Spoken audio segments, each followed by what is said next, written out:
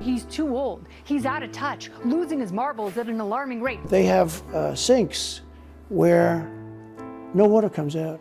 I do want to remind everybody, this is the guy that worked with the former Klansman. I will be Donald Trump's most loyal advocate to make sure his nominees go to the Supreme Court. You turn it on, no water comes out. You want to wash your hands, right? Yeah. And you've seen this, and you turn on the sink and it's very little. Coming up, we're serving a juicy Trump roast with a side of Lincoln Project sass. On the menu, a full breakdown of the ad that sent Trump into a Twitter tailspin, complete with a dash of Hitler, a sprinkle of rigged election claims, and a heaping helping of Constitution-terminating threats. Full of his struggles and ramblings and rantings and mumbling and bumbling and stumbling.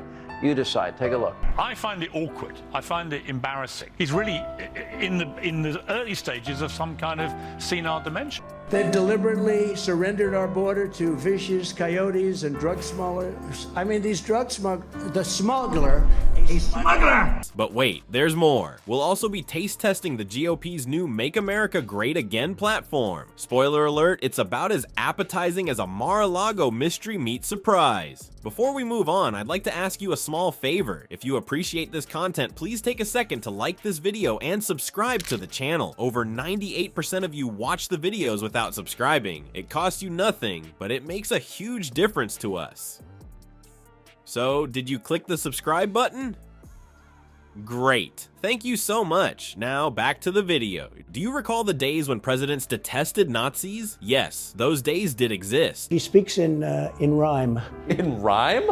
What do you... Well, the way she talks, the bus will go here and then the bus will go there because that's what buses do. And it's weird. I hope they now go and take a look at the oranges of the investigation, the beginnings. It's more than awkward and embarrassing. It's actually dangerous. Having someone with his mental state, to me, is terrifying. But Trump, our friend, he is involved in a different kind of romantic relationship. Donnie's heart beats for strongmen and dictators, so forget about roses and chocolates. He seems to be gathering authoritarian trading cards, and Hitler has recently emerged as his new favorite. As other presidents were busy denouncing Nazism, Trump was over here applauding Hitler as if he were trying out for the Dictator's Got Talent. He has been heard uttering statements such as, Hitler did some good things. Positive things, like creating the worst mustache in the world? Donnie, hurry up! However, Trump has other bad boys on his speed dial besides Hitler. His list of authoritarian crushes is extensive, not to mention his admiration for Xi Jinping, his love letters to Kim Jong-un, and his bromance with Putin. He appears to be attempting to complete his Tyrants Are Us loyalty card. Biden would never quit.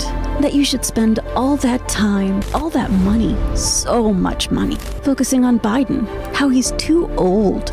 Now it's Harris. She's younger than you. Donald?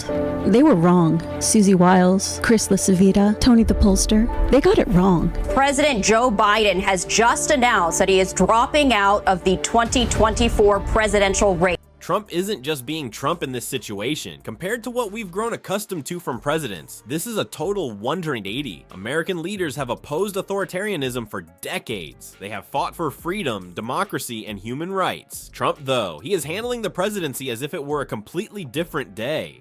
What could possibly make Trump flip out more than praising Hitler? You may be asking yourself now. The Lincoln Project recently released an advertisement that has Trump's toupee in a tangle, so hold on to your MAGA hats, people. This isn't your typical campaign advertisement. Trump, who, let's face it, has more buttons than a TV remote, has been offended by this masterwork of parody. The commercial, Trump Praises Hitler, features a montage of Trump's best dictatorial hits against a background of historical footage and menacing music. It resembles a highlight reel of Trump's darkest moments. He can't finish a sentence. Anonymous, really anonymous. The man doesn't know where he's going. He doesn't know where the exit is. He's not sure how to get through a speech. Mr. President, being corrupt and senile is even worse. Old, outdated, retired, elderly, aging, senile, dementia, slow, confused, idiot, ignorant, sleepy, gaff, bumbling, bad, terrible, disappointing, joke, profanity. Being corrupt is bad. Except that each one is his darkest. The Lincoln Project didn't mince words, and they didn't use any cough to mitigate the impact either. The worst part is that Trump's response to this advertisement is even more absurd than his Hitler-like praise. Watching a toddler have a tantrum is similar to that, except that the toddler is 77 years old and wants to be president once more. The tweet storm of the century is about to begin, so buckle up, Buttercup. Pure, unadulterated chaos is the result of Trump's fingers outpacing his brain cells. Prepare yourself for an exciting journey through the world of alternate facts and misplaced capitalization. People, it appears that Trump's Twitter skills are once again working overtime.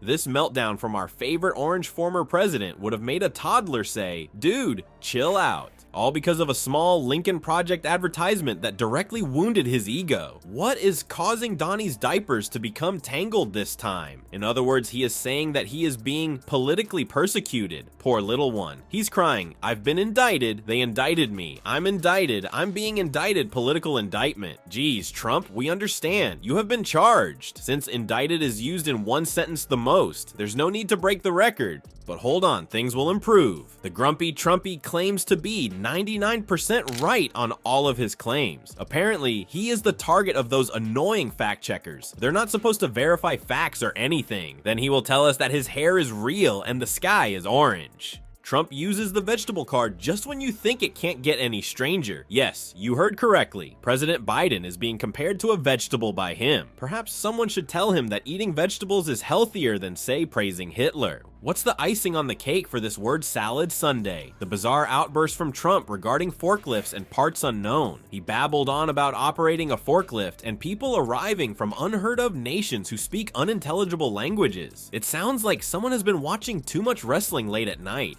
You would think that even his ardent supporters would be baffled by this kind of nonsense. But no, some MAGA devotees are going all out, defending every word as if it were the Bible. However, some people's unquestioning faith is beginning to show some signs of weakness. It appears that even they have some indigestion and are unable to swallow this word. What does this outburst on Twitter signify for the next election then? Trump might just tweet himself out of the race if he continues in this manner. However, at least we will have a lot of material for comedic late night shows. When you have access to Trump's Twitter feed, who needs Netflix? People, it appears that Trump is more frightened by an advertisement for the Lincoln Project than he is by real Nazis. Who knew that a little ingenious editing could make him so agitated? It's similar to watching a bull charge at a red cape, but the cape is a TV screen and the bull is orange. The worst part is that this man aspires to be president once more. Bike yucks. A presidential candidate who praises Hitler is bad for democracy, according to political analysts. If a fox had a terrible spray tan and an even worse toupee, it would be like asking it to guard the henhouse. Perhaps we need a president who doesn't act like a toddler who has lost his lollipop and start throwing Twitter tantrums. Just an idea. However, at least this circus is providing us with some high caliber entertainment. When you have access to Trump's Twitter feed, who needs Netflix?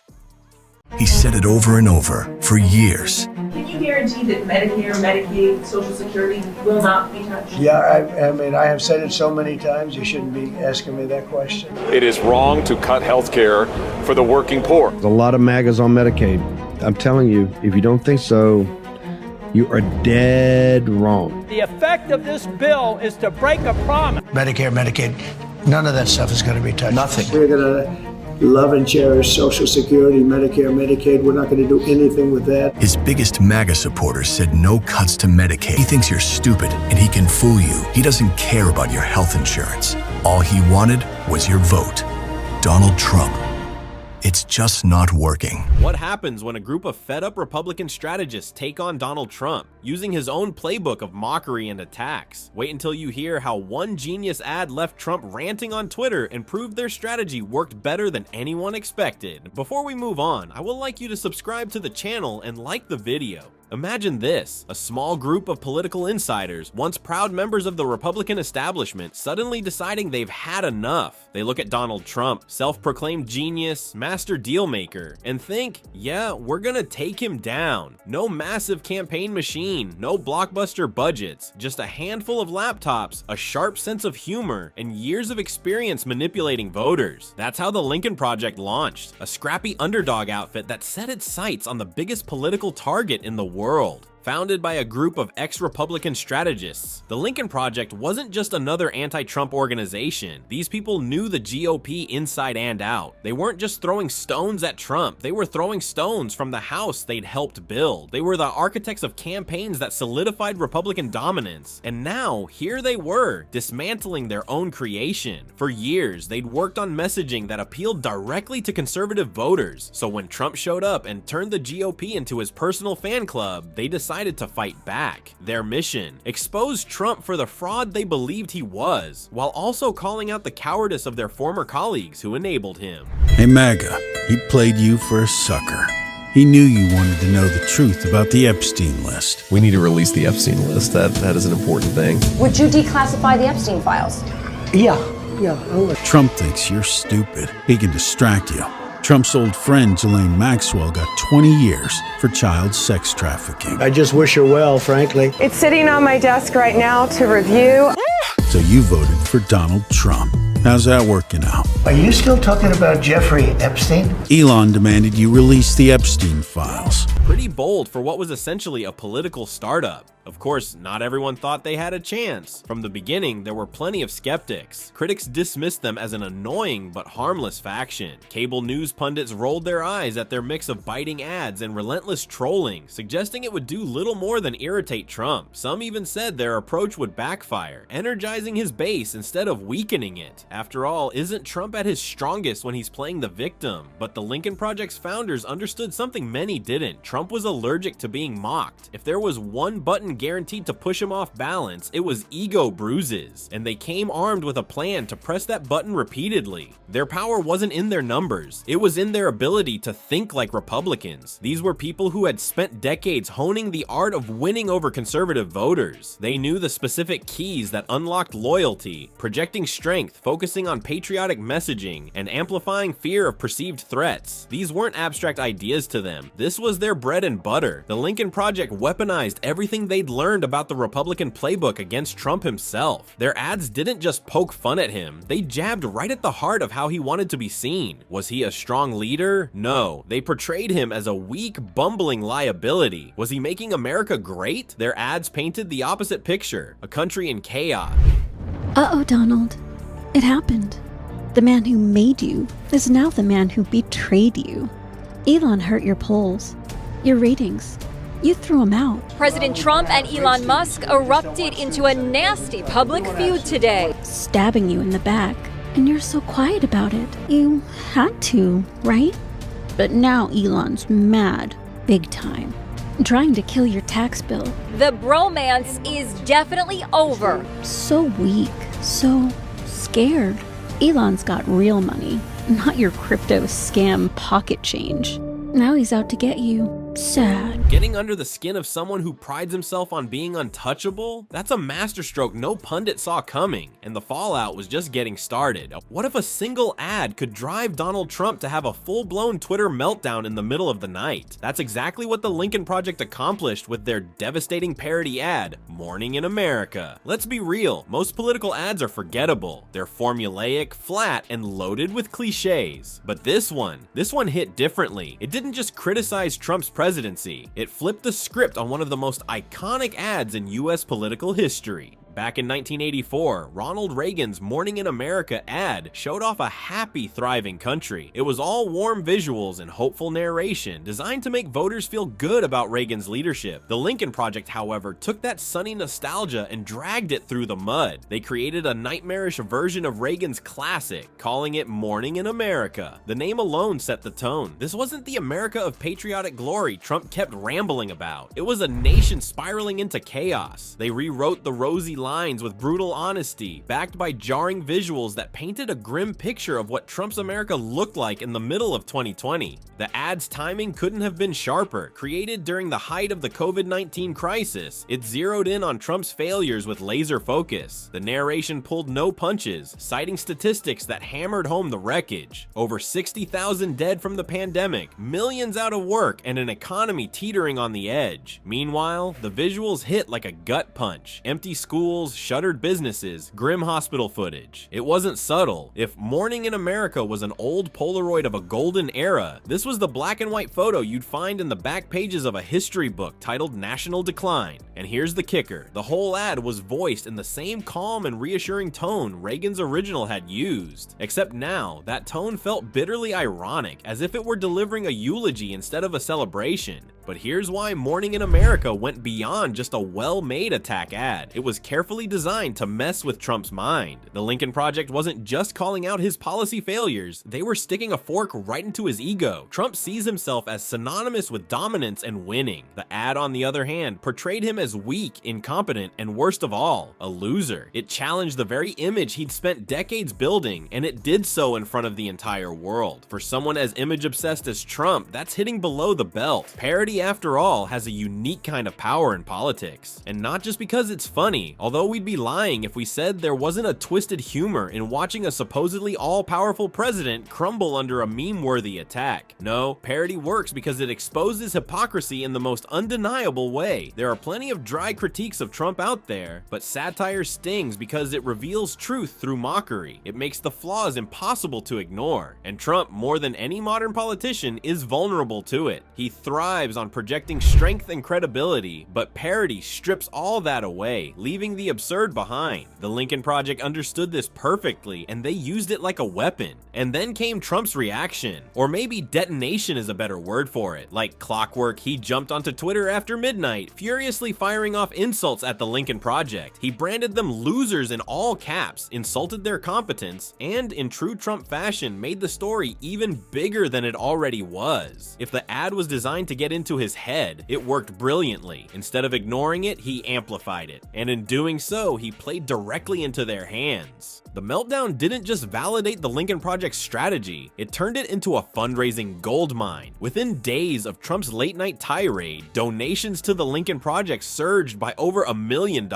People could see it. These underdogs weren't just shaking Trump's nerves, they were rattling his entire public persona. And with Trump pouring gasoline on the fire, more and more eyes turned toward their work. This tiny operation of Republican defectors was no longer a niche effort. It was a full-blown threat to Trump's campaign. With their pockets suddenly a lot fuller, the Lincoln Project doubled down. Their goal was never just to make Trump angry for laughs, though that was a pretty amusing side effect. Their real aim was to erode his standing where it mattered most, in the public's perception. And Trump, with all his thin-skinned tantrums, made that job easier by proving their points in real time. But what was truly damaging about his response wasn't just the insults he hurled, it was how loud and defensive he became. For a president who constantly bragged about being a counterpuncher, he sure looked rattled. The Lincoln Project knew that every one of his angry tweets wasn't just a blow against them. It was a signal to the country that maybe, just maybe, this guy wasn't as tough as he wanted everyone to believe. What had started as a parody ad now looked like something a lot bigger, a crack in the persona that Trump had spent his life trying to shield. From this point on, it wasn't just his ego on the line, it was his credibility too. And the Lincoln Project wasn't letting up anytime soon. The Lincoln Project proved you don't need big money or an army to make an impact. Armed with wit and strategy, they showed how a targeted attack, built on deep understanding, could shake even the most powerful. Their ads weren't just clever, they exposed Trump's insecurities, forcing humiliating public meltdowns. As political analysts like Danigal G. Young have noted, their mastery of sharp, emotionally charged messaging made their attacks impossible to ignore. But here's the bigger question. Will this playbook, the one that weaponizes satire and ego, become the norm? If so, no politician with a fragile image is safe. Just imagine the fallout.